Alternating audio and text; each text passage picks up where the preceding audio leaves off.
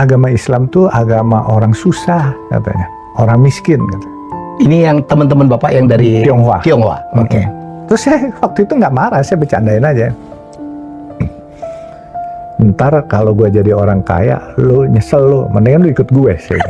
Oh gitu. Iya, tapi malah saya mulai ditinggalkan waktu itu sama komunitas. Sama dikucil.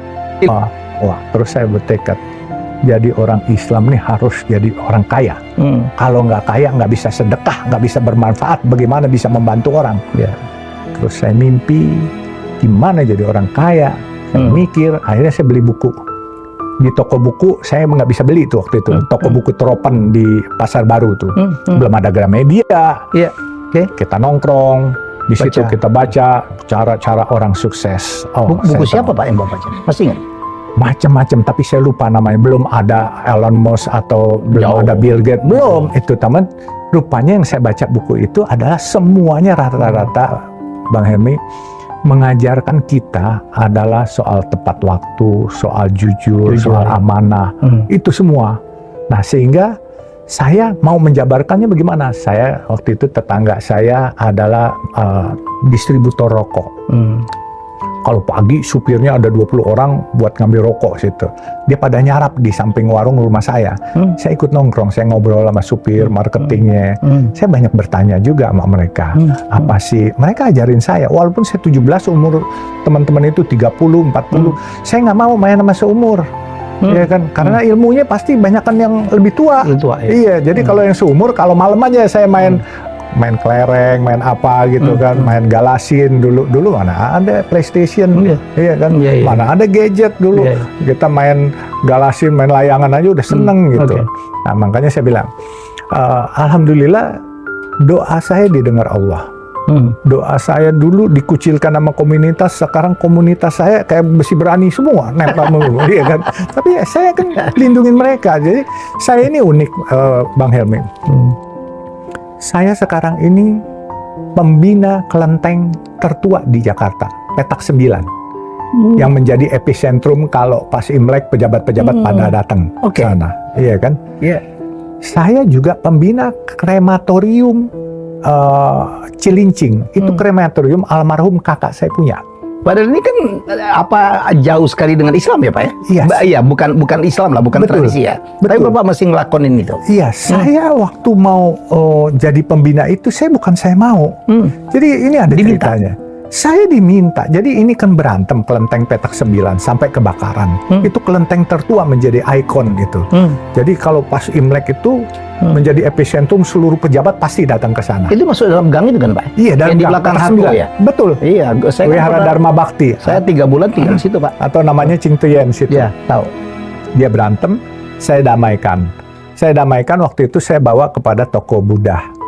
Barang ini datang ke saya, dia pada berantem, lapor-laporan polisi. Saya bawa ke toko Buddha, yaitu Pak Tommy Winata. Tom, saya bilang, nih kelenteng ribut nih. Lu agama Buddha harus concern dong. Gua Islam aja concern nih.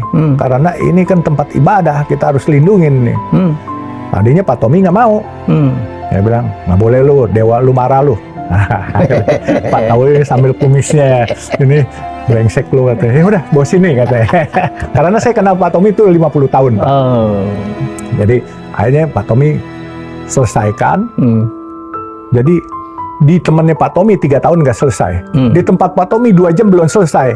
Saya bilang sama Pak Tommy, Tom, pinjam ruang rapat lu 1 jam aja gue pinjam. Saya bawa masuk ke dalam sana, Pak Tommy nggak ikut. Yang bertikai itu? Saya brainstorming semua, ya pokoknya ilmu saya lah. Keluar 1 jam, saya bilang sama Pak Tommy, Tom, beres. Gimana cara lu? Itu ilmu gue, lu nggak usah tahu. Saya bilang gitu, itu ilmu gue, lu nggak usah tahu. Akhirnya berdamai lah. Akhirnya semua memberikan mandat kepada Pak Tommy, semua. Mandatnya kepada saya berikan kepada Pak Tommy, sertifikatnya semua. Terus, saya bilang, udah ya, tugas saya udah kelar sama Pak Tommy. Tar dulu katanya. Kan biasa kalau orang Buddha tuh ada lempar kayu yang puapue, ada ciamsi, kocok-kocok. Gue tanya dewa dulu, katanya. Rupanya Pak Tommy kan sangat percaya, kita harus hargai, dan beliau tuh memang Buddhisnya kental sekali. Dia kocok. Nama dia nggak boleh jadi pengurus. Dia kok akhirnya bingung. Dia kocok nama saya. Nama saya boleh katanya. Terus dia bilang, lu nggak boleh kemana-mana, lu jadi pengurus. Kenapa begitu? Enggak, gue udah tanya Dewa, katanya. Dewa maunya lu. Dewa yang ngomong ke gue, karma lu lebih baik dari gue. Ah, yang bener, saya bilang. Lu lebih kaya dari gue. Bagaimana karmanya lebih baik dari gue, saya bilang gitu. Tapi Pak Tommy itu sportif. Dia langsung bilang, nggak bisa, lu urusin. Nah, 1 tahun berjalan, saya janji cuma 1 tahun.